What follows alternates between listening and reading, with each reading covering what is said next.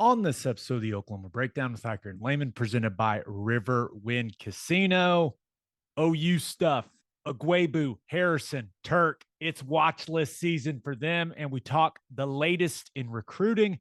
Then Oklahoma City Mayor David Holt joins us to discuss why he believes OKC needs a new basketball arena, and we talk some Thunder with him.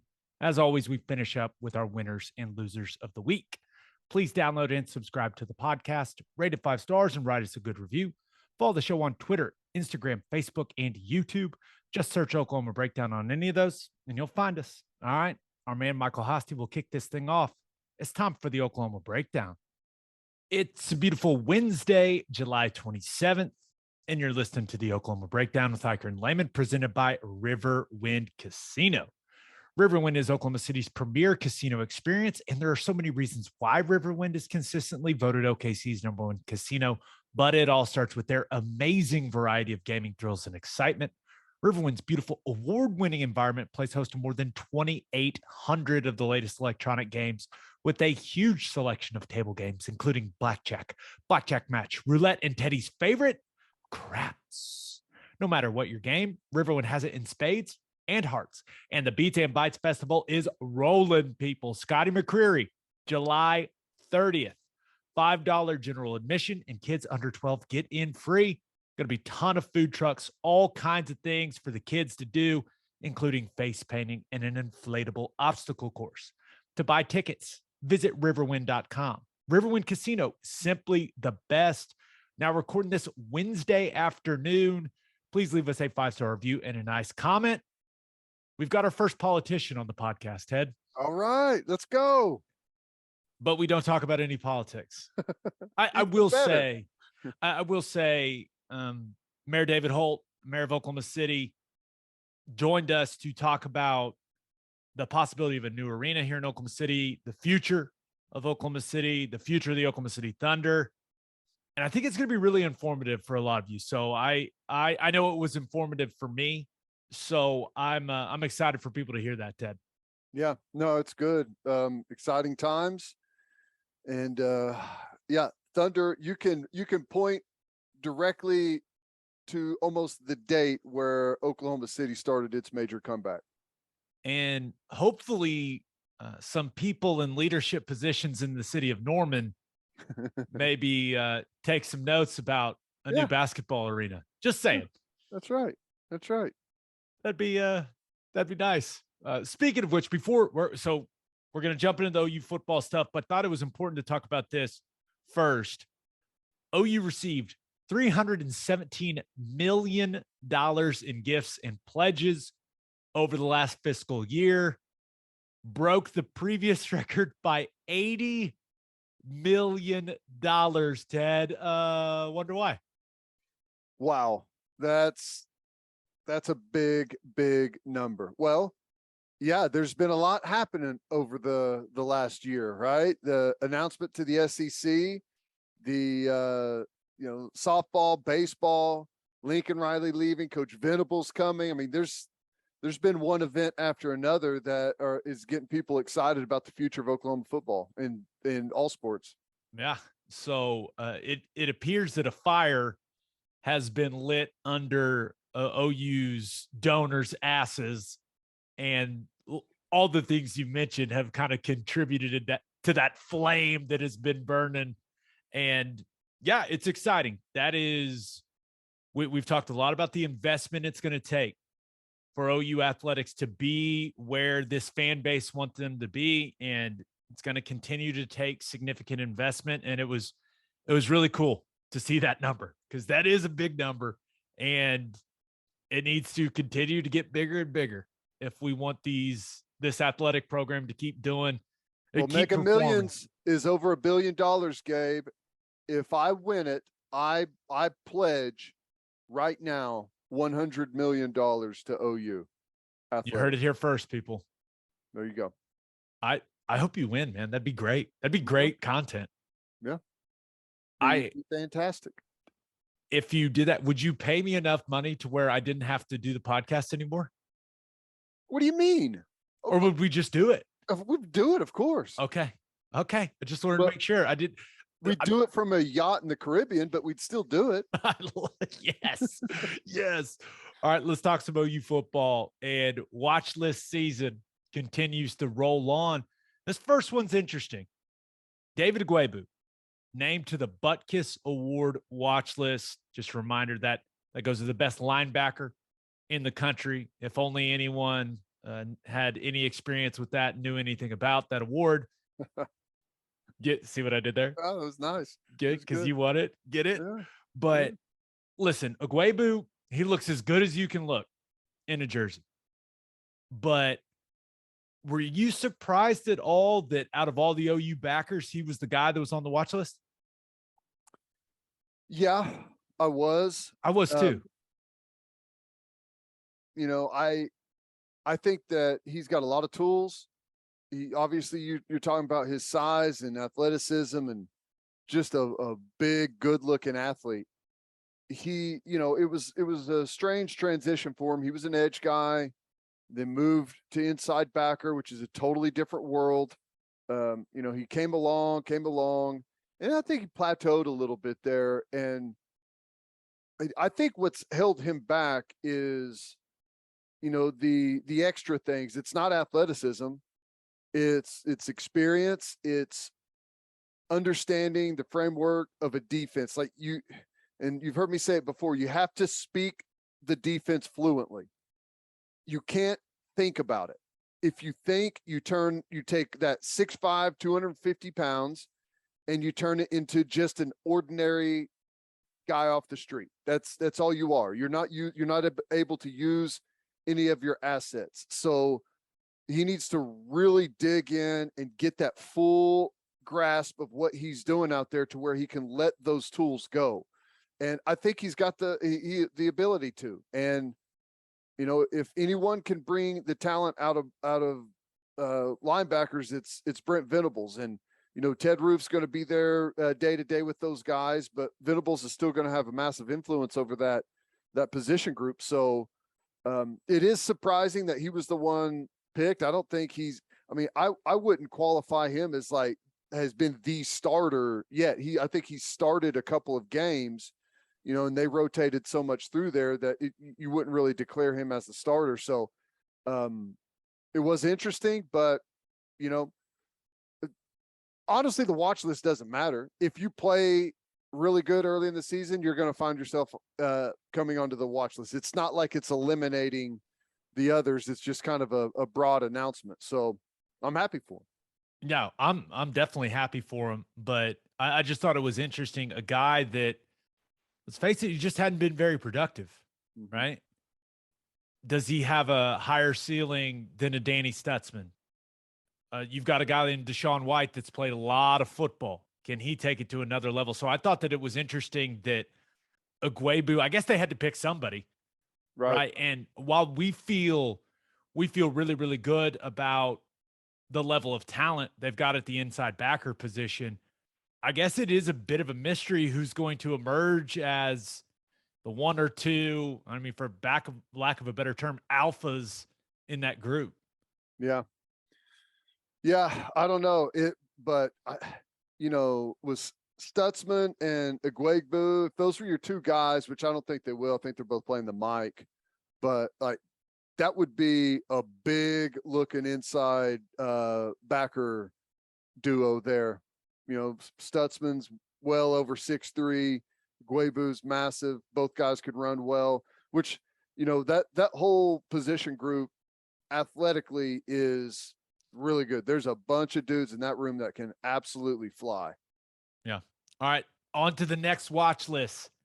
Outland Trophy, which is awarded to the best interior offensive lineman or defensive lineman in the country. And Anton Harrison finds himself on the Outland Trophy watch list. This is a guy that from every conversation I've had has a new mentality. And I think that Brent Venables' message has really landed and has changed his approach. I think Jerry Schmidt has made him realize what it takes every single day to truly be great. And that's been drilled into him throughout the summer, right? Because it's an adjustment, especially for the big guys. It's an adjustment going into the Schmitty way of doing things. But the guy's got all the tools, right? He's big, he's strong, he's athletic. But will the mentality continue to build? Will he continue to understand the effort it takes, the strain that it takes to be great, and that you can get by just on physical gifts, but if you want to be elite, you got to put it all together. It just doesn't happen because you're a really good athlete. And I do think, just with watching a lot of Levy's offense over the last couple of weeks, I think the new scheme should benefit him. He's a zone scheme tackle. Yeah. I think he's a zone scheme tackle. Use that athleticism, outside zone, mid zone, inside zone a little bit, but also some pin pull stuff, get him out on the edges. Like, he's that type of guy. I think he's more comfortable. Now, you're going to run some gap scheme stuff, there's no doubt, but I just feel like this new offense fits his skill set better, and it seems like he's really developed some more confidence over the offseason. So I'm really excited to watch him play, man. I am. Yeah, I am too. I know he's been a work in progress, but he's got some really great tools to build on, and just consistency and kind of just that attitude, like you talked about, for him is the real things there. But I think if he adapts well and the rest of this offensive line adapts well to the running scheme, that's going to be the real key. The better you run the football, the better you throw the football. And if they can get that rolling where they're confident in it, they're eating up big chunks, they can always rely on it and go to it, it's going to make the pass game that much better. And in order to win these type of awards, right, when you win the Outland Trophy, one of the things, dude, and I know this because I know people that vote for the Outland, they want to watch you against how do you play against your best competition, right? So Anton Harrison, he's going to have to play well against Will McDonald from Iowa State. Kansas a lot State of people, kid. Yeah, Felix Anudike Uzama. He's going to have to play well against a guy. You look at Felix. Some people projecting him to be a first rounder. Yep. So you have to play at an elite level against those guys if you want to win the award. Even Dante Stills, and he's kind of an inside and outside guy, versatile piece there for West Virginia. But Colin Oliver has developed quite the reputation as an edge rusher in his short career at Oklahoma State. So if he wants to win this award or be in consideration, actually be discussed about it, like, you got to perform against those, against the best talent that you're going to play against. And those are those guys. So once again, can't wait to watch him in those battles. Yep. No, those are going to be good battles. And I just go back to, it's way easier to win those battles when you're running the football, because if you're not running the football and it's 3rd and 8, well, guess what? You got sprinter stances over there on every single snap, and here they come. They know you're throwing the football. Yeah, there's no doubt. All right, on to the next watch list. Your favorite, the Ray Guy Award watch list, best punter in the country, and our man Michael Turk is on there.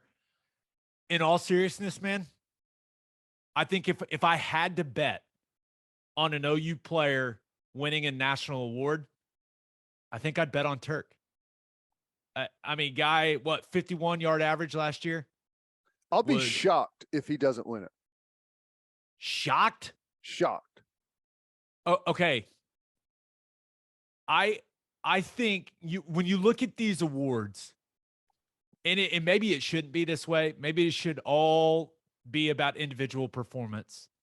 But I think that kind of just removes kind of a human nature piece of it. Your team's got to be good. Typically, got to win some games.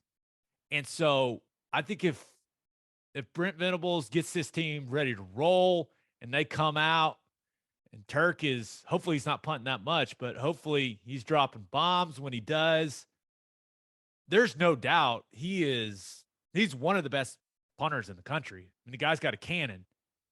And he also, I think, like the YouTube stuff, He's got some personality. he's got some personality. He's certainly the most punter I've ever remembered around here. Yeah. You know, most popular punter I've ever remember around here. So that all matters. And if I had to put money on a guy on OU's roster to win a national award, it would be on Michael Turk. Yeah. He's hit like 2 bad punts at OU.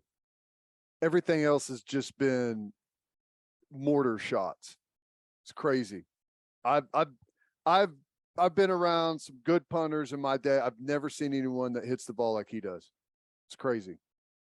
Yeah, and he probably just walks around the locker room going, "Yeah, you guys know I'm the only preseason All Big 12 guy, right?" Probably. He Probably. should. Barefoot and like, you know, he's got some personality, but he's strange too, which, you know, fits right in with the specialists. Yeah, I like my kickers to be a little weird. Yeah. You know, Have to be. yeah, of course. All right, let's talk a little recruiting update. OU up to number 7 in the 24/7 Sports composite ranking after the commitment of Jasiah Wagoner, who is the number 25 corner in the country, according to the 24/7 composite. 5'11", 170 pounds from Spanaway, Washington, which is very fun to say. Another Washington guy, Ted. Remember, they already have a commitment from Heath Ozeta up there in the state of Washington. Pipeline to Oklahoma out there. It's just a little honey hole that we've got. Yeah. Eventually, everyone knows that Oklahoma is Washington's SEC team. That's right. Just going in there and taking their top players. That's what we're supposed to do. I never would have picked Washington as a hot spot for us, but this year it has been. Yeah. So Wagner, the number 2 player in the state of Washington, went through his highlight tape. Smooth athlete, man. And looks like he does it all for his high school: offense, defense, returner on special teams. I love that. I love that because usually when a guy's that versatile, when you're picking a side of the ball for him, you can kind of anticipate him being able to be a little more versatile in the defensive backfield, right? If he's able to do all of that right now, usually you feel good about, hey, can he play nickel? Can he play free safety? Can he play outside corner? Can he do a little bit of everything? And that's what Venables is looking for. He wants that versatility in the back end of this defense. Yeah. And it's interesting, you know, for the longest time, you took your best athletes on the field and made them corners. And then there's a different era that came in where you took the best athletes on the field and now you've made them wide receivers. And, you know, that's still the majority of the case. But when you've got a defensive minded head coach and going to have a defensive minded program, that's maybe going to be a little more of an option than it was previously, to take guys like that can do both, that are high level on both sides of the ball, turn them into corners. Yeah. And just seeing some of the comments that Wagner made about choosing Oklahoma, I really thought there were 2 interesting quotes. The first one, he said, "I picked Oklahoma because of how elite the coaching staff is, and I know I can get developed on and off the field." And I just had to do a double take because he plays defense. Yep. It's been quite some time since we've heard a defensive recruit talk about the elite level that the coaches he's about to play for are on. Like, that's not a quote we've seen a lot recently. Just haven't. So that was eye-opening. No, it is. It's interesting too. You know, that tells you that everyone knows that Venables is now the head coach of Oklahoma, but people are noticing, recruits are noticing, you know, they're invested in finding the best way to develop for the future. And if you're a defensive guy, it's not that hard to think. You go to the guy that's been the best defensive coordinator. Yeah. Makes a lot of sense. One other quote from him. He said, I knew it was the place for me after I went to their camp this summer. How about that? Brent Venables puts a little more effort into the camp. Guy goes. He's like, yep, this is where I want to be. Huh. Everything matters, right? Isn't that the mantra we hear over and over? Everything matters. How you do everything plays a role in, the success or failure of your program. Yeah. And one other recruiting thing. So Derrick LeBlanc is a very highly rated defensive lineman. I believe number 13 ranked D lineman in the 24/7 Sports composite. 24/7 Sports has him as their 64th overall ranked player. He's committing on Thursday. So by the time some people listen to this, hopefully LeBlanc has committed to Oklahoma. And it's interesting because the projections are split. I think On3 has him going to Florida. 24/7 Sports has him going to OU.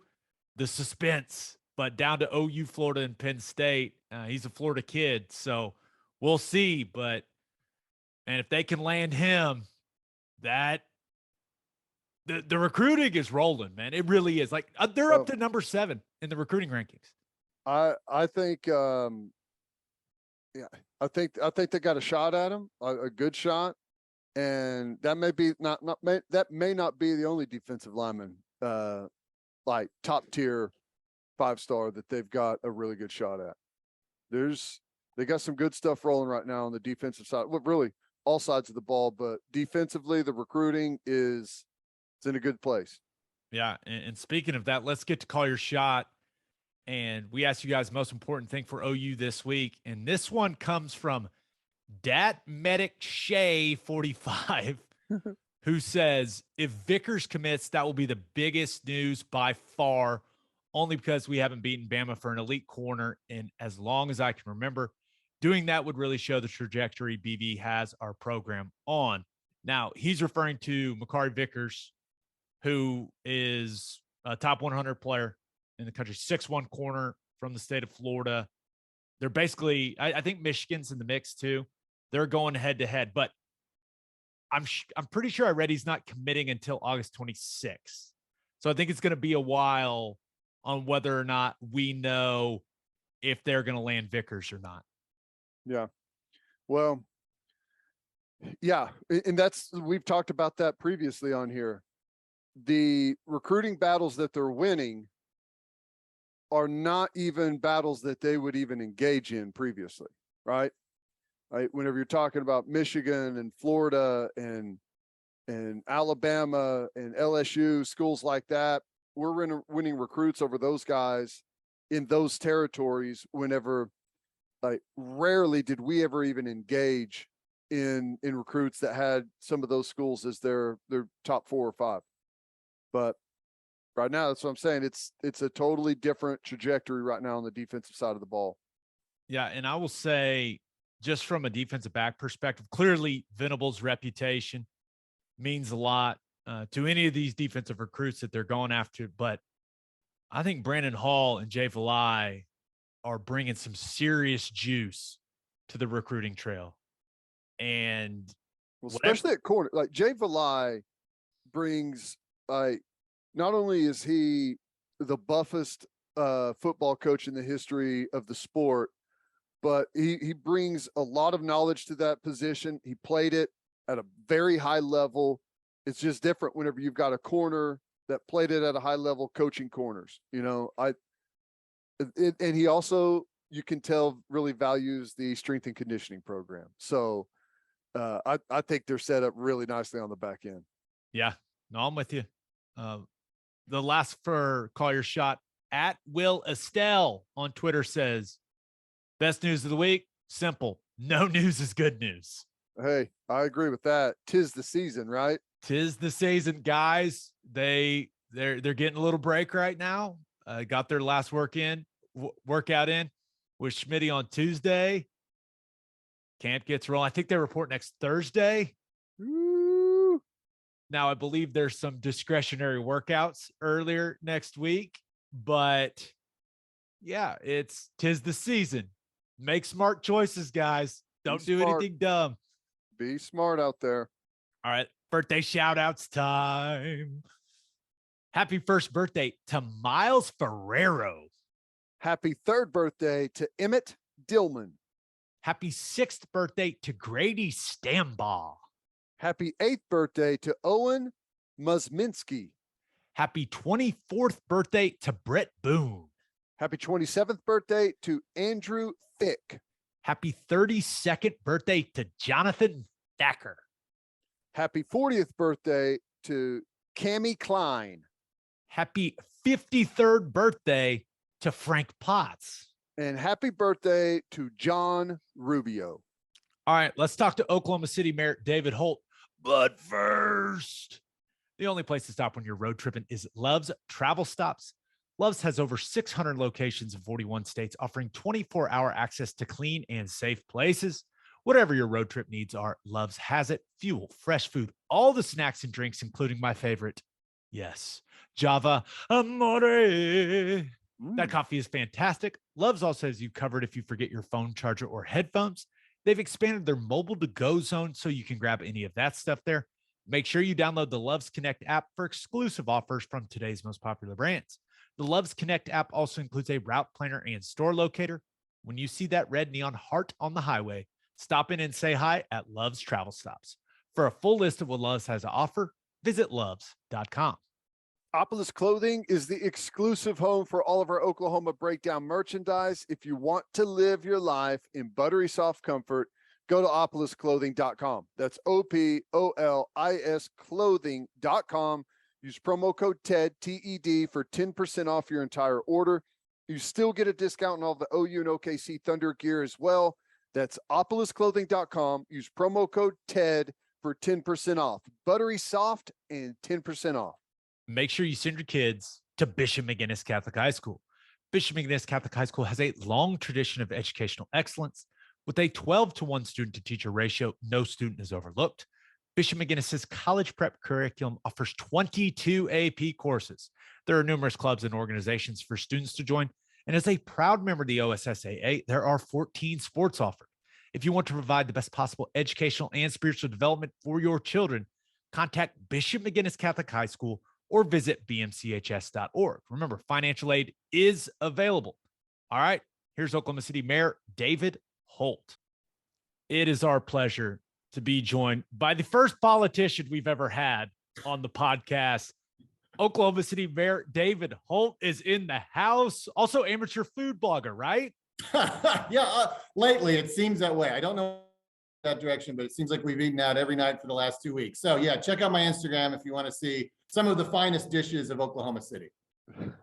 You guys should partner, Gabe. That is your true specialty.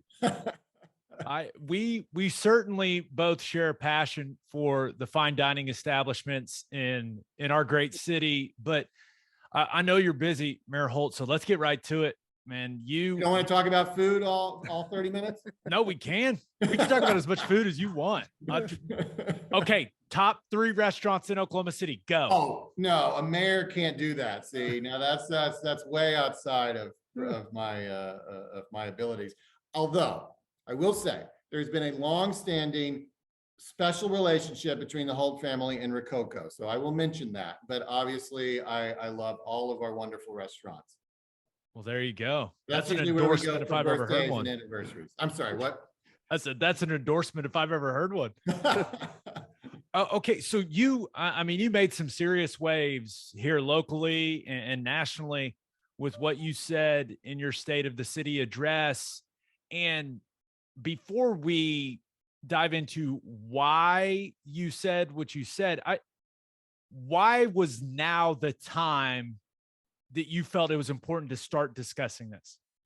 Yeah, well, great question, and of course you are alluding to what I laid on the table in my State of the City address 2 weeks ago relative to a new arena or just whatever it is that our future holds as far as arena facilities go here in Oklahoma City. And I mean, really, the timing is pretty much written for us because, and this is not something that I expected the people of Oklahoma City to be aware of, but we have a lease, with the Thunder, and it has an end date. And until recently, that end date was 1 year from now. And so it is certainly, when you get to that point, it is time to talk about the future, and it's time to talk about the ongoing status of your relationship. And obviously we in Oklahoma City want to have a long-term relationship with Major League Professional Sports, specifically the NBA, and even more specifically the Thunder. And so we began that conversation.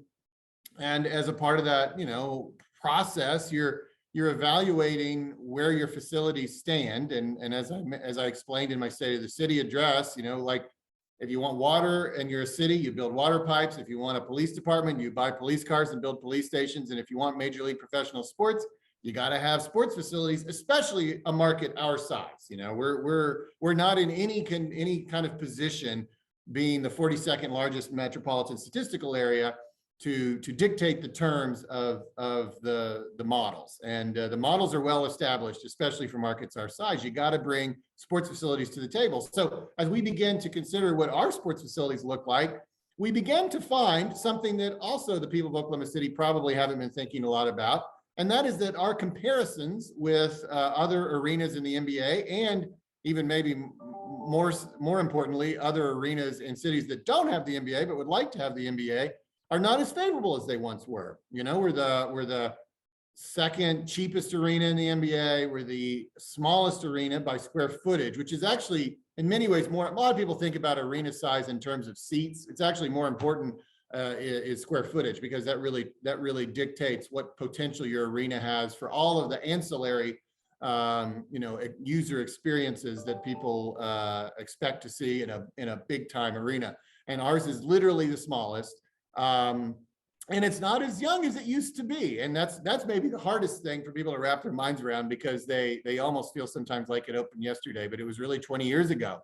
And the oldest NBA arena, other than Madison Square Garden. Madison Square Garden is kind of an outlier on this topic. So you sort of set it aside, because it's technically like 80 years old, but it was renovated for $1 billion in the last decade. But setting it aside, the oldest NBA arena is 32 years old. And of course, you think about the idea that whatever we do here will take, the better part of a decade to implement. And you realize that our arena will be, 30 years old by the time that we would complete this discussion. So all of that kind of came together to make it very apparent, once you really put the facts on the table, and once you have take a clear-eyed look at it, you realize that we don't have the sports facilities to maintain a long-term relationship with Major League Professional Sports. And so we want to have that relationship. So we're going to have this conversation in Oklahoma City. And so the reason for the timing, though, was that we have the lease that we're at the end of. Now, fortunately, the Thunder have now committed to 3 more years. So we have the time to have this conversation. That 3-year extension was provided for back in 2008 when they initially came to Oklahoma City. There was that potential that they could add 3 years. So now we've got a little bit of time to have this conversation, but we do not currently have in Oklahoma City the facilities to maintain a long-term relationship with professional sports. But I have been heartened by the response thus far, and I think that ultimately we'll get there. And we have a great partner in the Thunder, but we have a lot of work to do. And that was the bottom line, was to introduce that topic to the people of Oklahoma City and let everyone know we have work to do. This is not something we can take for granted. Yeah, I think people sometimes maybe get a little bit of sticker shock whenever they see, because these arenas are not cheap, especially whenever you're pricing some stuff out right now. So you see this huge number and it's like, why would we do that? And you don't want a sports team, professional sports team in your city to give your citizens something to do. Like that's great. That's part of it. And you get behind that, but it's about economic development. And you can really tie the renaissance of downtown Oklahoma City to the first arena that went in. How much, whenever you look back at that and you kind of show that, like, what all has happened downtown since that arena was put in, I mean, that's got to be the real goal, right? You have to show what the economic development, what comes from it. Yeah, for sure. And as you said, so it's not about it's not about the entertainment value. I mean, that's nice.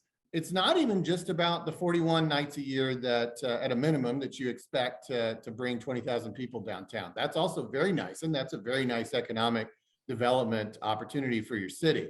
But we have found that having a major league sports team, and I couldn't say this if we were talking about our second team or our third team or our fourth team, but having that first one, the only one that we currently have and have ever had, has all completely changed the way that we see ourselves and the way the world sees us. And that comes with an unbelievable economic growth that you can just look at over the last 15 years. I don't think it is any coincidence that our city's population and economy has exploded in the same time that we've had a major league professional sports team.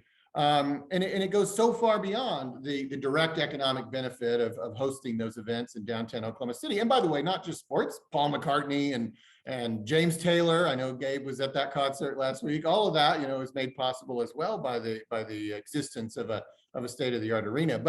But it is, in having major league professional sports is really the only way that American cities differentiate themselves and send an implicit message to everyone around the country and around the world that we are a top-tier American city.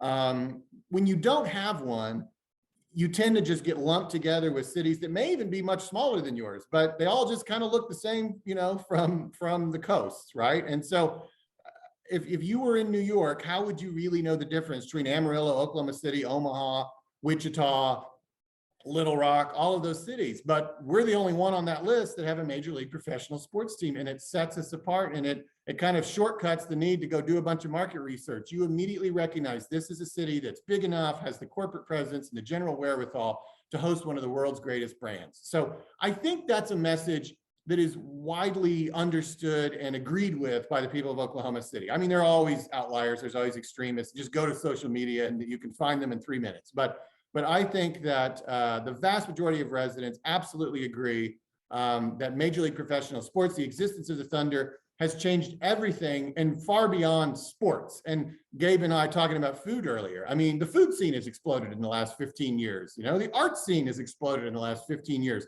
We've been able to do things for residents at all socioeconomic levels through initiatives like MAPS Forward that we didn't do in 1985 because we didn't have the money to take care of anything back in 1985. But now we have newfound resources, and we're doing, social type programs that benefit all our residents at a level we've never been able to do before. So whatever, I mean, I hate to overdo it, but at the same time, I really believe that most things you value in Oklahoma City are implicitly tied to our status as a top tier city, which doesn't really exist if we don't have Major League Professional Sports. That changed our status in America, and it led to this growth economically and in population. And obviously, we don't want to take a step backward. I thought somebody, speaking of food, I heard this on the radio a couple of weeks ago, made a really funny comment. They said, if you're not for, whatever it takes to keep the Thunder here, then you must like bad pasta because you're trying to send us back to when we all ate at Spaghetti Warehouse in Bricktown, and that was the only thing to do in town. And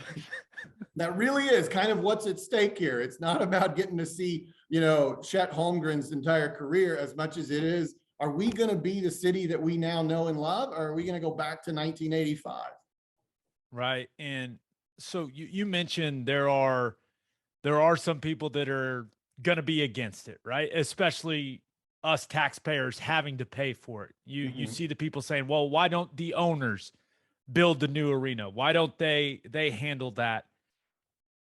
What is the value in the city owning the arena like we currently do, right? And like I believe you think we should in the future with a new arena.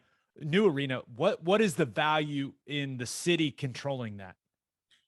Well, first of all, I mean, the first answer to your question is the idea that the city would not be a major participant in the construction of our sports facilities is just really almost without model in the United States as far as a market our size goes.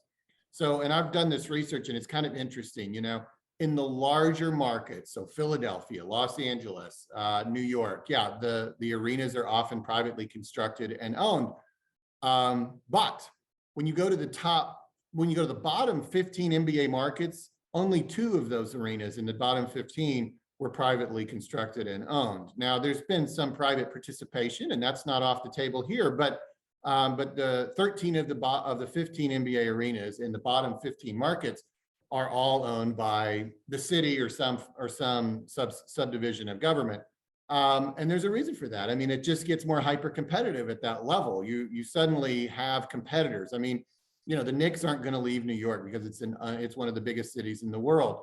But we in Oklahoma City, we're still looking up to 18 metropolitan statistical areas that don't have an NBA team. Cities like Nashville, Kansas City, Las Vegas, Seattle, and some of those cities have great facilities, and all of those cities probably, or at least the vast majority, would love to put a proposal on the table if there was a team that was available, you know. And right now there's no team available, but you don't want to be that team that's putting blood in the water. And obviously at one time the Sonics were that team. We know how we got this team, you know. It was because a community wouldn't step up. That particular community since then has done $1 billion renovation of what was once Key Arena and now has a spectacular arena. And so that's always, you know, in the back of your mind. This is a hyper competitive environment. If you let Oklahoma City compete in a free market without any assistance, we would lose. We're the 42nd largest market. There are only 30 franchises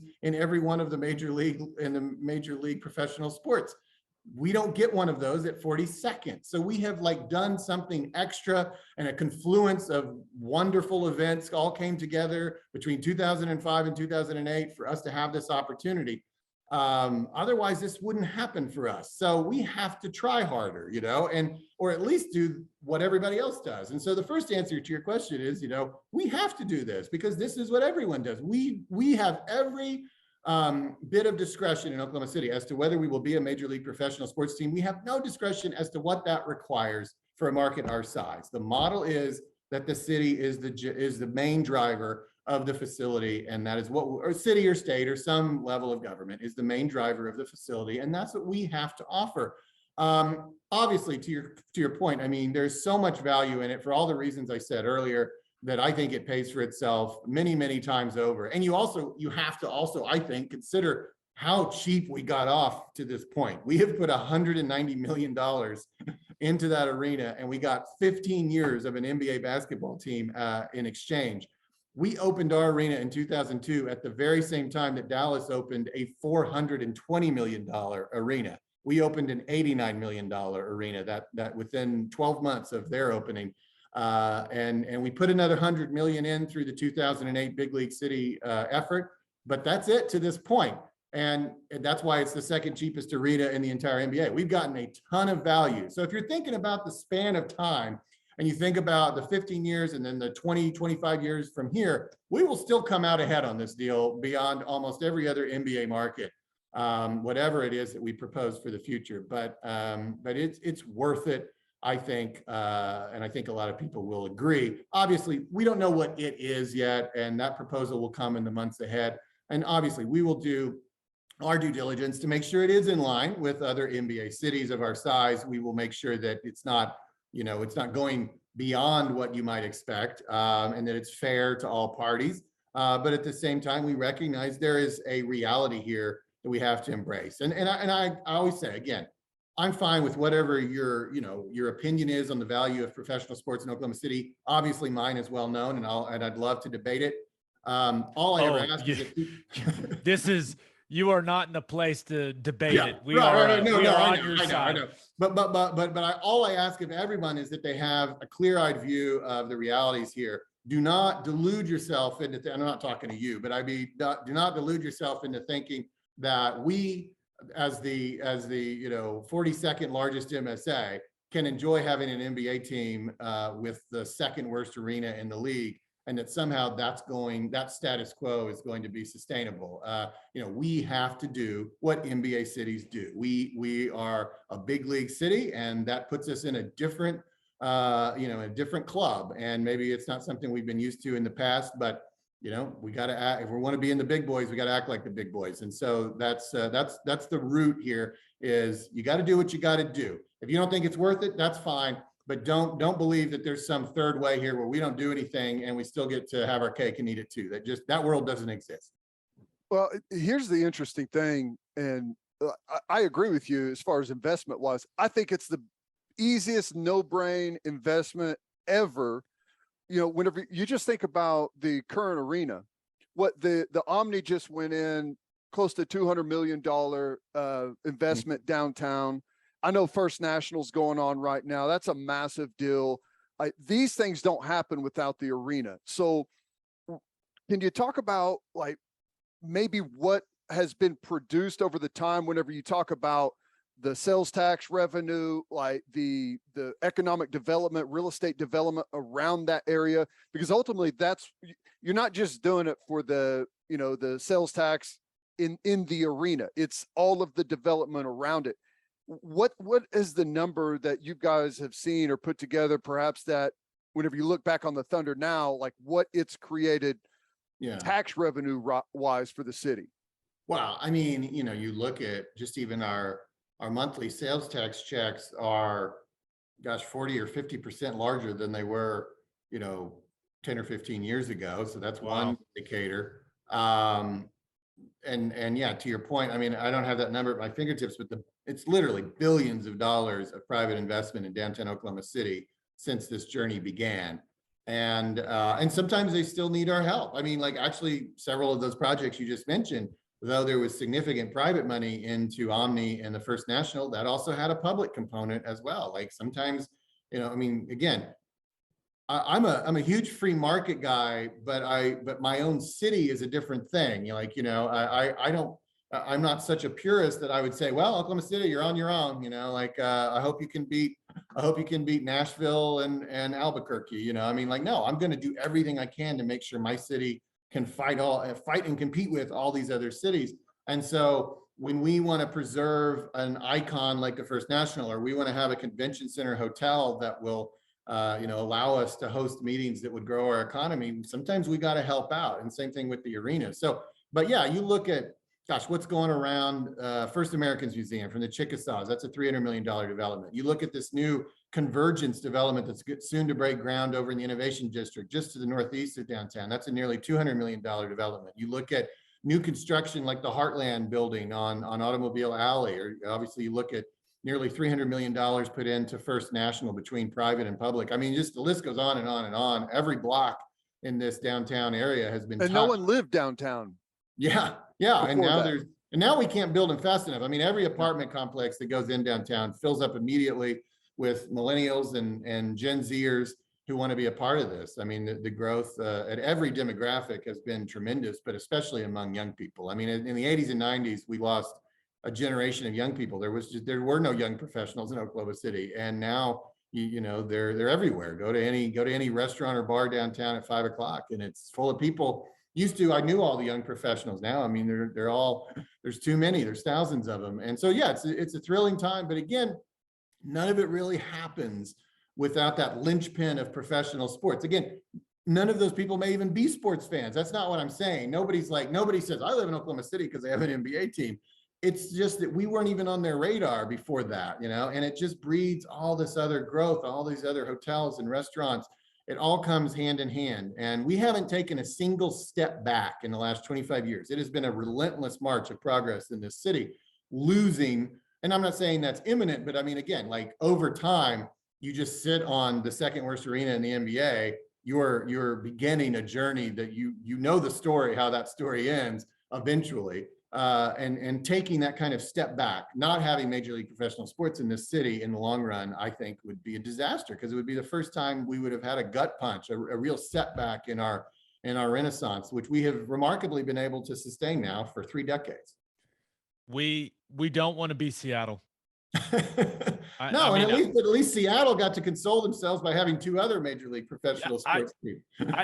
I never want to experience that feeling, and I don't plan on experiencing that feeling. That's a good point, because any city that's ever lost a professional franchise spends like decades fighting, clamoring, doing anything that they can to get someone to come back. That's just the nature of it. As soon as it's gone, it's like, oh my God, what did we do? Yeah, exactly. Instant regret. And look at Seattle. So they wouldn't invest in Key Arena with even one dime. And like the second the Sonics leave, now they've put $1 billion into it, and they got an NHL team as a result. Obviously, if they had put $1 billion into it in 2007, we wouldn't have the Thunder, but they had instant regret. And obviously we would feel the same. I should say, though, I mean, like, despite the fact that maybe I've alluded to naysayers, I've been very pleased with the overall response, and I have in the last 2 weeks, and I have definitely sensed that everybody gets it. Like, they get the proposition, they get the reality of the situation. And some people are probably like the three of us. They're like, no brainer, great investment for the city. This has made all the difference. We're there, whatever you need, right? There's another group that's probably more like, I kind of hate it, but I'll do it because I understand the realities of the situation. There are always people, no matter what we propose at a city level, that are against everything, right? Like, they only know one way to vote, and it is no. And let them leave. Shut right. up. Yeah, and they'll be there, and we're not going to get 100%, but I feel really good about where we are today. As far as now, clearly you guys, you and the people you work with there at the city have done a ton of research. Is there a location for a new arena that makes the most sense? Are there a couple options on the table? What has the discussion about the location of a new arena been? Yeah, well, thank you. I mean, everybody can look around downtown and see some obvious locations. Either they're vacant or they're kind of underutilized. Maybe have a facility that's reaching the end of its life, and people have written about that, and I don't have any dispute with some of those stories. It is a little premature, right, to speculate, for me to speculate anyways about it. The one thing I've been willing to do, and this seems to be important to some people, but it seemed easy for me to say, is for sure, if we do end up looking at a new facility, it has to be downtown, and because it's worth mentioning, because there are teams that have constructed facilities in suburban areas, and that's across all of the sports. I'm hyper attuned to sports arena conversations around the country, and I noticed just a couple of days ago that Mayor Lightfoot of Chicago just put on the table a $2 billion renovation and dome for Soldier Field, because the Bears have purchased land in a suburban community, not Chicago, the Arlington Heights Bears. Yeah, that story has played out many, many times across the sports world over the last. Like New England. Did you play at New England, Gabe?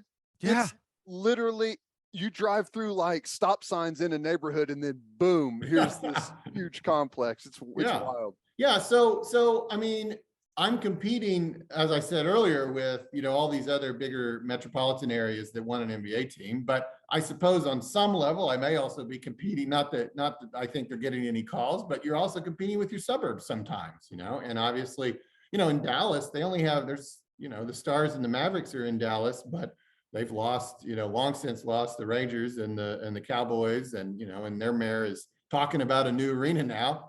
20 years after building a $420 million arena, they're talking about a new arena because they want to keep the Mavs. And so we definitely don't want to see the team move outside of downtown. And even if it was within Oklahoma City, but not downtown, I still think that'd be a missed opportunity. We want that energy downtown. We want the proximity to all of our other amenities, and there's clearly room for it somewhere downtown. We for better or for worse, we got a lot of land downtown. I want it downtown because it's like not even 10 minutes from my house.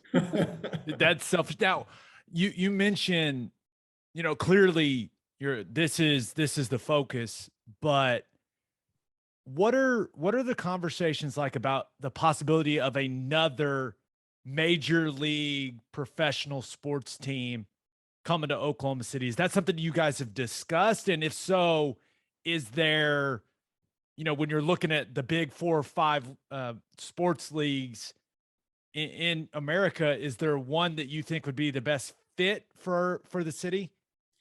Yeah, this is a fun game. It is very speculative. It is fun. And I think it's very much for probably the next mayor to figure out, really. But I know enough about sports to tell you that it's pretty easy to go through a process of elimination on that topic and arrive at really only one realistic option as Oklahoma City's second major league professional sports team. And, you look at the NFL. Well, if anybody's having sticker shock about, as Teddy alluded to earlier, about an NBA arena, I don't know that the political will is there for the people of Oklahoma City to keep us, current with an NBA arena, and then also build a football stadium. I mean, that's an enormous infrastructure cost. I think it would work here. I mean, I think NFL 8 home games on a weekend. I mean, you could pop it in Ada and it would sell out. You know, I mean, it doesn't matter. People will travel, but the infrastructure cost is tremendous. And I also think, just as a practical reality, hard to imagine that Jerry Jones would not lay his body across the railroad tracks to keep a team from being in Oklahoma City, because it would just be clearly kind of an infringement on what I think he counts on as part of his sort of service area, you know? So I don't see that happening anytime soon. You look at baseball, again, pretty significant infrastructure cost. Also, it's worth noting baseball teams, you know, they need a lot of fans. I mean, we're talking about basically, I think the average now, I just read this, was like 30,000 for the league each night. So you're talking about 30,000 fans, 80 nights a year, okay? Compared to 20,000 fans, 40 nights a year for the NBA.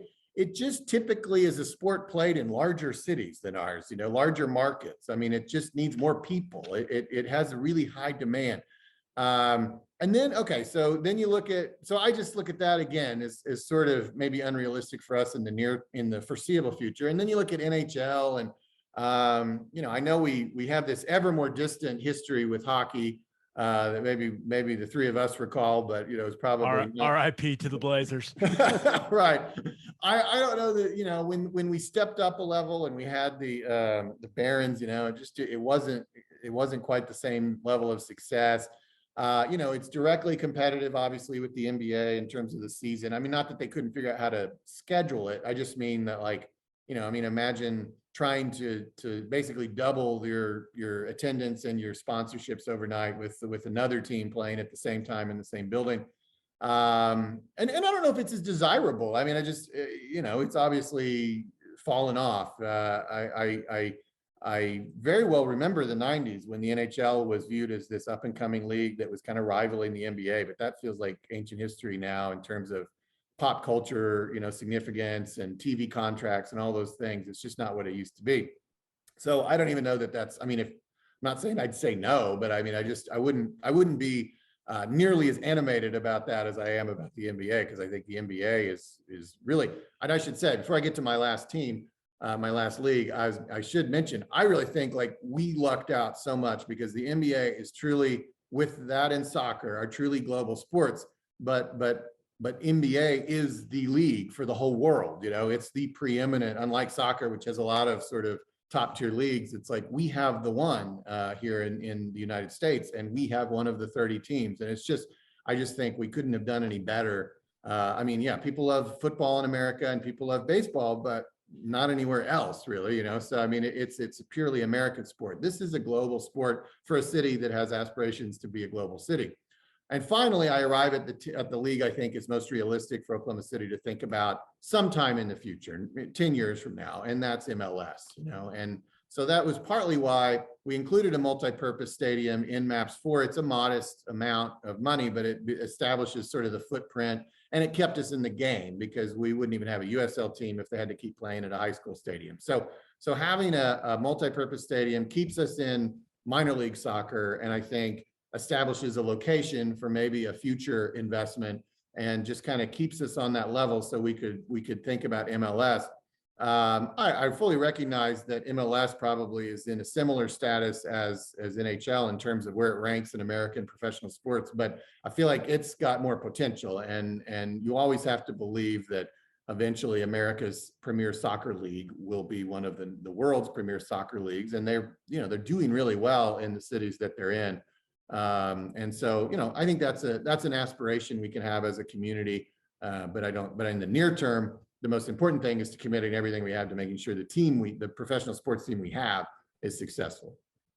Now, you said that there's been such a great outpouring of support so far, but, you know, even for the naysayers, it's way easier to convince those folks to agree whenever you got a winning team. All right. So have we put together, in your opinion, a nice little youth movement to bring this thing back and make another run? Oh, I'm very, I think the sophisticated sports fan, which obviously all three of us are, gets what the team is doing, and that it's really it's really a textbook rebuild. It's almost writing the textbook because it's Sam Presti who's the author. You know, I mean, it's especially for a market our size. Again, like all the differences I talked about earlier in terms of our market's our market necessities. Well, he's got his own set of unique challenges that he has to deal with on the court regarding the size of our market. And so I think they're doing a great job. I love where we are. I feel like it's going faster probably than you would otherwise expect. And it's something this franchise already went through. You know, I think we were just spoiled that several of those losing years were in Seattle. And so like, we didn't know they happened or something. We didn't have to experience them. You know, we only had to really go through one bad losing year. And that's the year that got us James Harden. But the years that got them KD and Westbrook happened in Seattle. So we like to pretend that it didn't happen. But the reality is that's part of the deal, as we all know on this conversation. But I always, you know, when that comes up, and sometimes it has in the last couple of weeks, well, gee, I wish the team was better, you know, that'd be a better time. Well, first of all, we can't really dictate the time. The time is, as I described earlier, you know, really relative to the expiration of the lease. So that we can't choose the time. But if you're fixated on the win-loss record, you're really missing the big picture, right? Like that's going to come and go. And, you know, do you guys know what the Seattle Sonics record was the year they relocated to Oklahoma City? It was 20-62, right? And we were thrilled to have them. So, you know, and 3 years later, they were in the NBA, or 4 years later, they were in the NBA finals. So, you know, we have every reason to believe we'll have a similar rise here with this Thunder team. Whether it all works out the way we want it to, you know, you never know. But I think they're doing everything they can that's in their control. I mean, you can't, you know, some guy tears an ACL and your whole future changes. But as far as what they can control, I think it's been masterful in terms of picking the right people and trading people at the right time and accumulating picks and trading them for value, et cetera, et cetera. I mean, it's just been, it's really, we're watching Sam Presti paint a masterpiece that he has had now 15 years of experience to truly know how to do. I mean, he's probably doing, you would assume he's doing things at an even higher level than he was when he drafted KD, Westbrook, and Harden. You know, like he knows what he's doing at this point better than anybody. He's a veteran now. And so I'm excited by what's going on in the court. And I think we're watching a really fun rise of obviously a very young team, but with some great pieces. And even if those pieces don't win immediately, that doesn't mean anything either, because we put a team on the court in 2008 that had Kevin Durant and Russell Westbrook, those two guys playing together basketball, lost 27 of their first 30 games. So it just goes to show, even if you have future Hall of Fame talent on the court, you still need time for them to grow. And so we may, I don't think we'll go 3-27, but you know, we could have the same team 5 years from now, and they're going to be winning a lot more than they probably will this next year, just because they need time. So I'm excited about that. But when that comes up, I just always bring people back to the big picture. It's not about a win-loss record in any given year. It's about what it means to your community to have Major League Professional Sports. And that doesn't how they play is secondary to you know, what the signal that their existence in your city sends to the country and to the world. And by the way, they will come around. I mean, we were just in the playoffs like 2 years ago. You know, I think people are a little over dramatic on their reactions. We were just so good for so long. It's like a decade of being awesome, and they were like, "Wait, what the hell is this?" Yeah. Well, and I think your guys' background also is part of what has spoiled our sports fans locally. Is they just assume that everybody can just win forever, like OU football does, right? Like there's never, you don't rebuild in college football, but it's just different, obviously, in professional sports. Yeah. All right, Mayor Holt, thank you so much for your time. Yeah. I think this is going to be really informative for a lot of people. So know you're busy, man. So appreciate it. Oh, my pleasure. And so now, you know, there was this burst of energy after the speech, but now it kind of goes quiet for a while. And sometime in the months ahead, I can give it no real timeline, but it's not imminent. We'll have a plan. You know, we've got great partners in the Oklahoma City Thunder, and that's the good thing. I mean, they want to have a long-term relationship with Oklahoma City just as much as we want to have a long-term relationship with them. And we'll figure something out that I think will be very reasonable. will be aspirational at the same time, and will be appropriate to one of America's fastest growing and most dynamic cities. And I think it'll get people excited, but that won't come for many months. And in the meantime, enjoy the team, enjoy the what's happening on the court. But we will come back, and maybe we'll have a conversation at that time when we've got something concrete for the people of Oklahoma City to consider. Yeah. All right, man. Thanks. Thank you, guys. Appreciate you. That was a lot of information, but I think that's going to be very helpful for some people. No, good stuff. I for one say we build a $5 billion arena. Just go ahead and make it the best of the best. Let's go. Let's just go all in right now. Yeah. Why not? I'm down for it. That was awesome.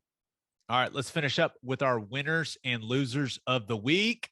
But first, it's time to get back out on the golf course, people, and there's nothing better to drink on the course than the #1 seltzer in golf, Clubby Seltzers. Clubby Seltzers is an Oklahoma company that is already winning national awards because their product is delicious. It tastes exactly like a club special, but it's a seltzer. They're not just for the golf course either. They're perfect to drink by the pool, after mowing the lawn, whatever. If you haven't tried Clubby Seltzers yet, go grab some. You won't regret it. The variety pack is out. Find a place near you that has Clubbies. Visit clubbyseltzers.com. And attention, business owners. You need Insurica in your life. Insurica is one of the country's largest insurance brokers with 30 offices throughout Oklahoma, Texas, and the Southwest.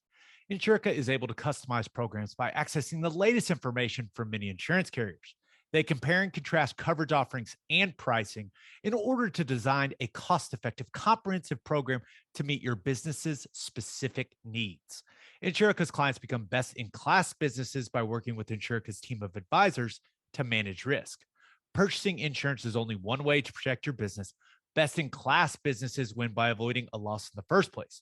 If your business partners with Insurica, you'll save huge amounts of money and take back control of your total cost of risk. I'm an Insurica client, and you should be too. If your business wants to be best in class, connect with Insurica at insurica.com. That's INSURICA.com. Are you looking to buy or sell a house in the OKC metro area? Use the Ronaldo Cloud Group. Stacia Ronaldo and Maddie Cloud are with Sage Sotheby's International Realty. They believe in prompt communication, an honest relationship, and luxury service. And that's exactly what they gave Gabe. They sold a house for Gabe. They found a house for Gabe's brother.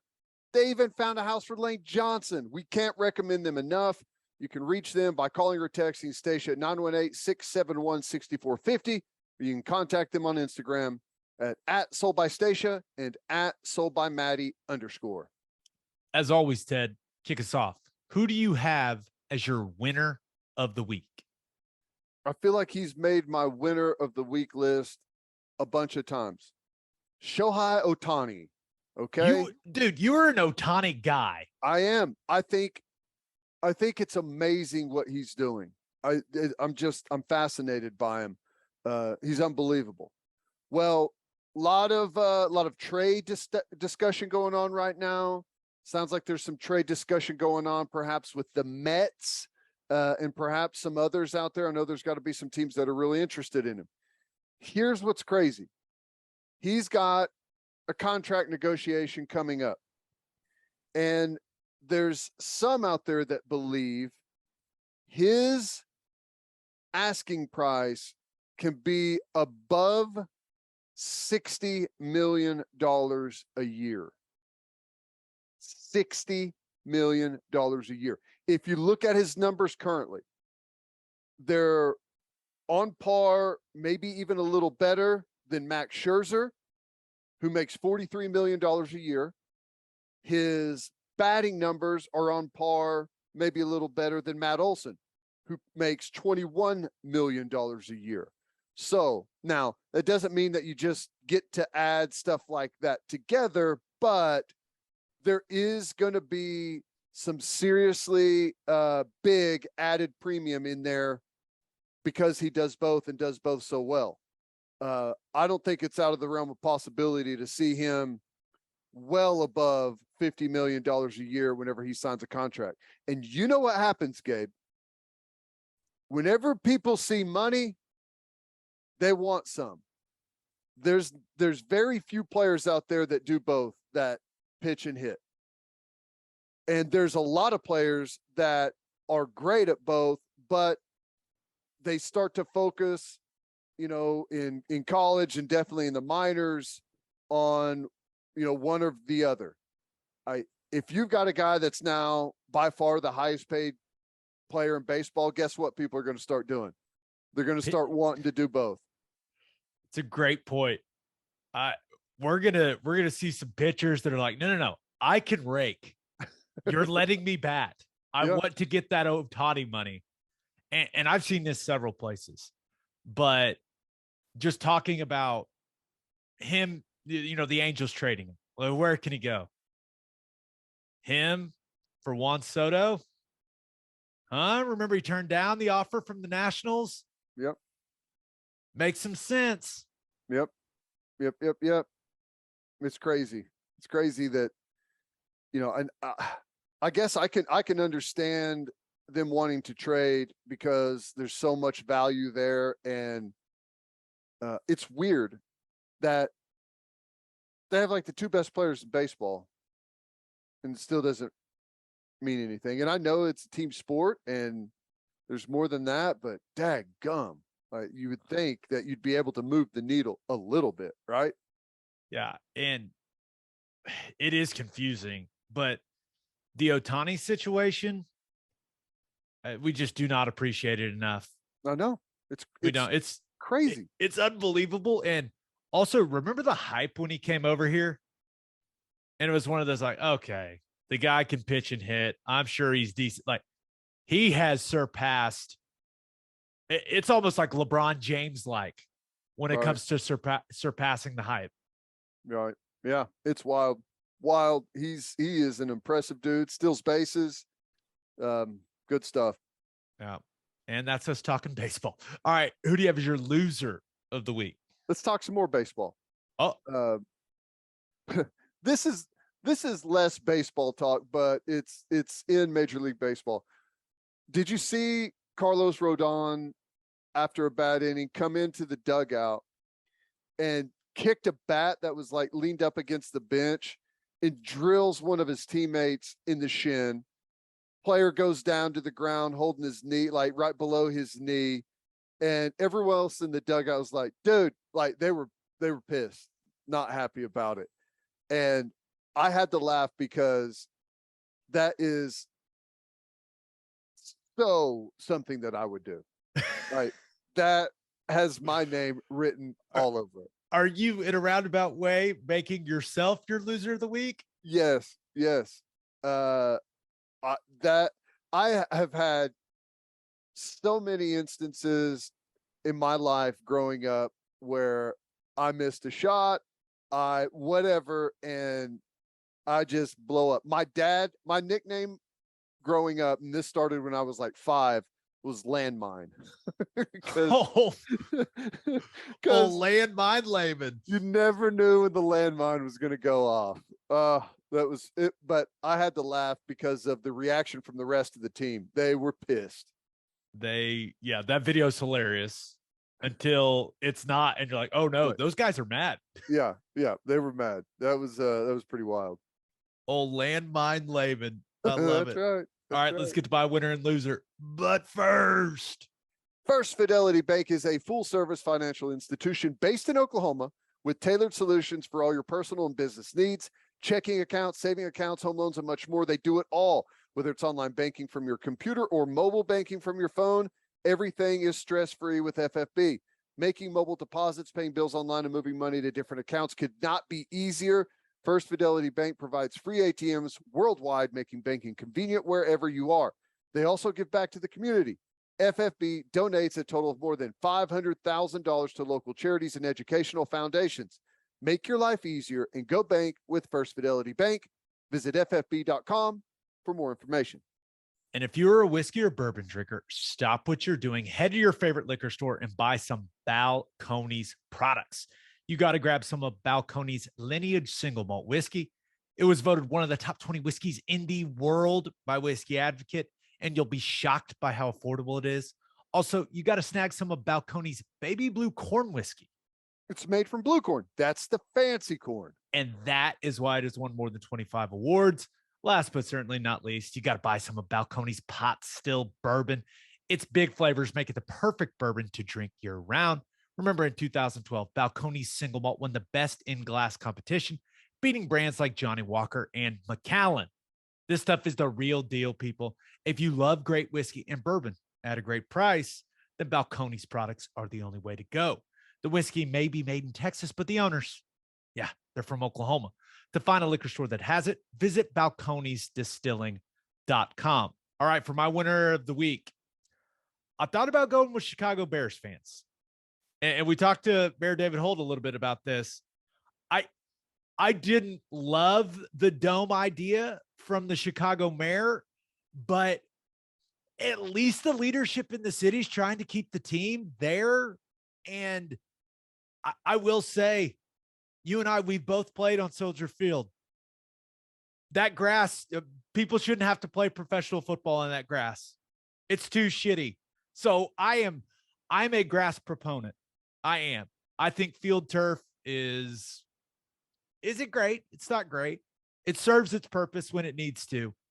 But that grass could go. I don't care. It's awful. It's horrible. It's horrible. It is so slow, so chunky. Anytime you plant, it all peels up. It's awful. I hate it. Now, the sketchings that I saw, it was a dome, but it looked like a glass or plexiglass dome, right? Is that what that was? I saw it, and in my head, I go, I was like, what am I looking at? Yeah. So I don't know, but hey, I will say, at least they're trying to dissuade ownership from taking them out to the burbs, right? Which it looked awesome. Yeah. We'll see, but I appreciate the effort, I think. But if that kills that grass and they no longer have to play on it, then good, because it's terrible. Yeah, and I don't know if someone could maybe bring us up to speed on this. If that is glass on the top and you get sunlight in there, is that enough to grow maybe something better because you can keep the climate better inside the dome? I don't know. Maybe the UV rays or whatever that it needs don't make it through the glass, but you're right. I hate turf fields, but that whatever they do there has to change. It's awful. Absolutely have to change it. Green Bay somehow does it. I know they've got the heated field. Chicago should do at least that. Yeah, I figure it out. Chicago. But it's bad in August. It's bad all year round. It's shitty grass, man. You do not play football on tall fescue, okay? I think that's what that is. I don't know, but that's not what you play football on. That's for the second cut of rough at the US Open, okay? Right. That's what it's for. I also thought about going with Julio Jones for my winner of the week. Now, he's getting up there, man, and certainly was not productive in Tennessee. But if anyone can rejuvenate his career, if there's anyone that can help him find the fountain of youth, it's Tom Brady. And he signed with the Buccaneers. So we'll see. But yeah, teaming up Mike Evans, Godwin, a couple other really good pieces on that offense. I don't know. I don't know what it's going to look like, but if anyone's going to get production out of Julio Jones, who used to be the best wide receiver in the entire National Football League, I feel like Tom Brady can do it. On paper, Julio Jones, Mike Evans, and Chris Godwin looks like the best wide receiver core in the NFL, doesn't it? On paper, just name wise. Oh yeah. No, Julio Jones isn't what he used to be, but you're right. Tom Brady has when everyone feels like they have a chance to win a Super Bowl, it changes the way guys prepare and the way guys attack a season. And, you could see some good stuff from Julio Jones. Yeah. But my winner of the week, Big Ten Commissioner Kevin Warren, because he came out at Big Ten Media Days with his chest puffed out and he let the people know. He said, hey, man, we'll be able to provide content all the way from the morning into the night. now that we got USC and UCLA. Talked about the conference expanding further, right? Said they're going to be strategic, but they will take a bold approach to that whole thing. Even gave some people some universities he thought would add value. Obviously Notre Dame, but threw Oregon out there, Washington, Stanford, Cal, Miami, Florida State. Just throwing it out, putting it all out there, Ted. And you talk about a guy whose reputation has changed in a 2-year period of time. Man, Kevin Ward's feeling good right now, feeling real good. Yeah, that's crazy.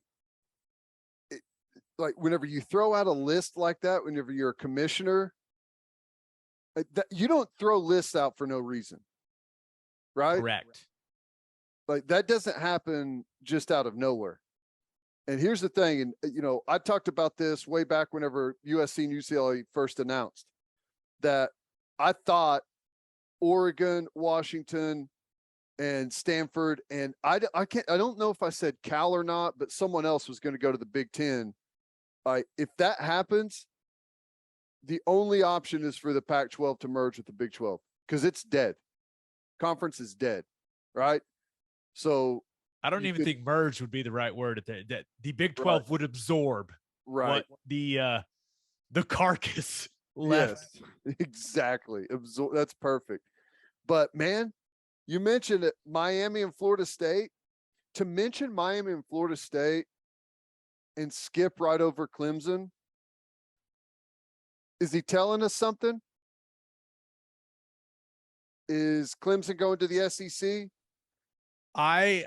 When I saw the list, my first reaction was, oh, here we go. Dabo's going to have something to use to motivate his team. Oh, little old Clemson, we're not good enough. But yeah, that's got to be it, right? Because Clemson's the brand in the ACC. It is, because at least football. So yeah, maybe he told us that without telling us, if you know what I'm saying. Yeah, you can't say that Cal adds value to the Big Ten and then start mentioning ACC teams and not Clemson wouldn't add value to the Big Ten. What do you mean? Of course it would. It's the school right now in the ACC that would add the most value. So the fact that he skips it, that's interesting. It is. It definitely is. He also dropped, he just threw it out there, the possibility of a 16-team playoff.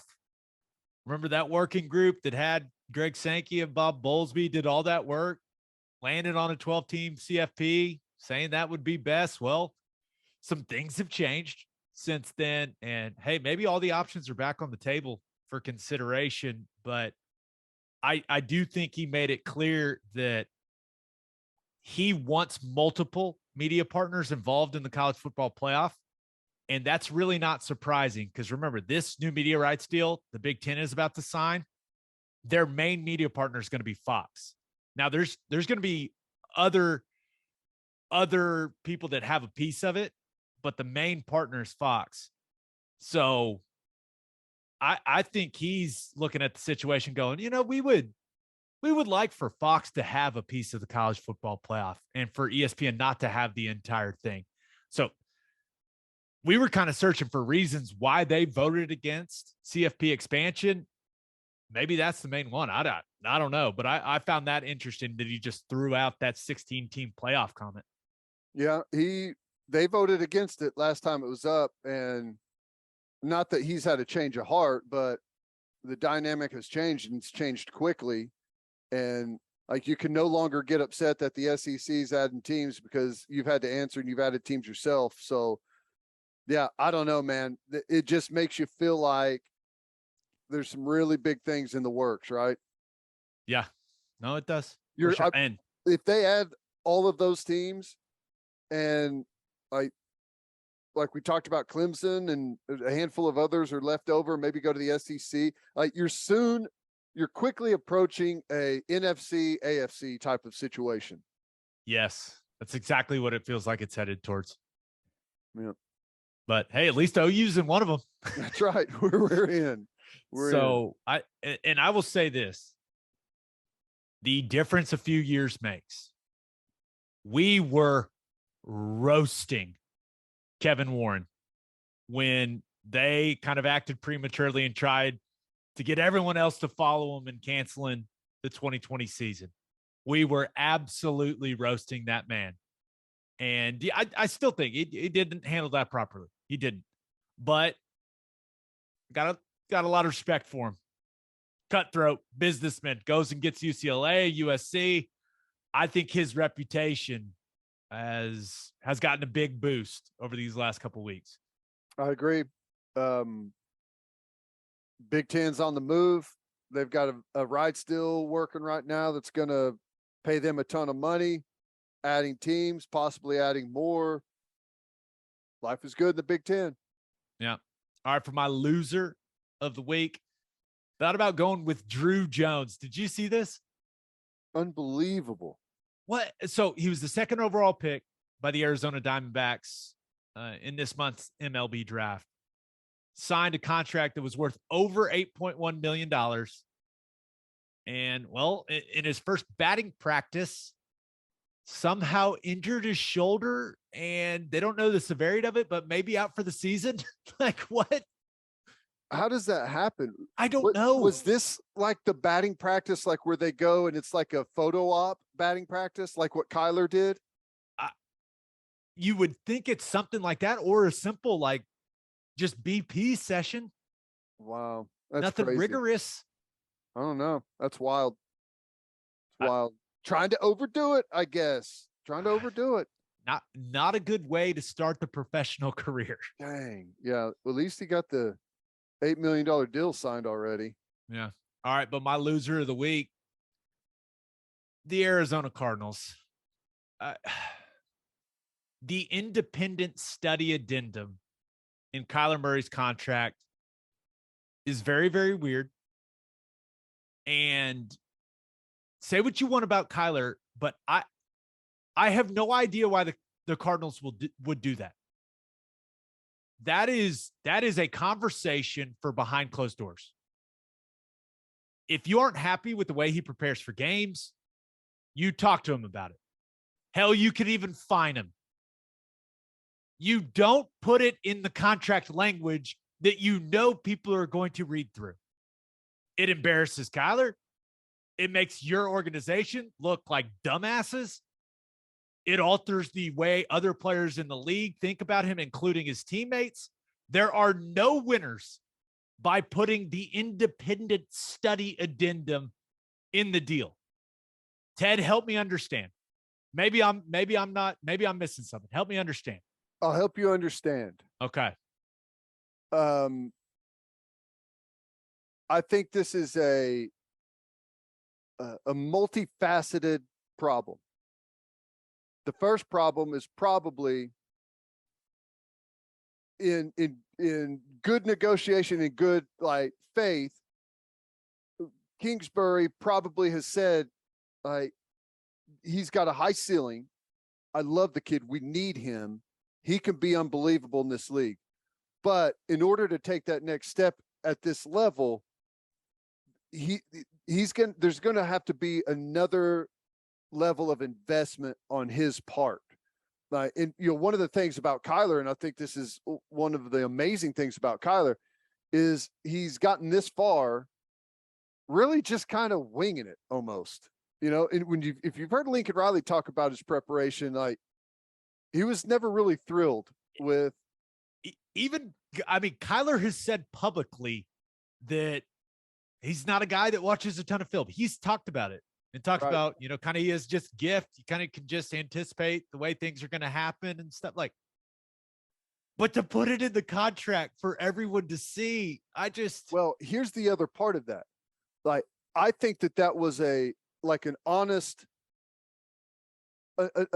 negotiating talk from Kingsbury where, hey man, if you're going to sign this type of deal, like, here's what's expected of you. I think GM wise, putting that in the contract is like a aha moment, because if you have that in the contract and now it's public, guess what? When a player doesn't perform, where's the criticism going to go? Typically it would go, well, they need to surround him with better players, or this system doesn't work. And, they're not, trying to get the best out of his abilities. There's better things that he could be doing. Now, because this is out, it goes to, he's not doing the work off the field to prepare. And it lets the franchise off the hook. It's like you're preempting any type of criticism that may come to you. You're already getting it to where it's going to be directed right at him. Yeah. He's gotten his extension. Now you want people to know so that maybe you keep your job longer situation. Yep. Yeah. Little CYA. Little CYA in there. And I doubt that it was a Kingsbury thing to put that in there. Maybe it was, but I think it was like in good faith, like, hey man, like I want you to be the best in the league. And if you can give us this will be a good step in getting you there. And obviously that's now blown up, because anytime Kyler has a bad game, you know exactly what people are going to say now. Right. And that's my big issue with it. Right. Like I think you could come to some sort of agreement without putting it in the contract that everyone is going to go through. And you look at it, right? 4 hours of they basically, hey, you have study hall for 4 hours. I laughed at the 4 hours.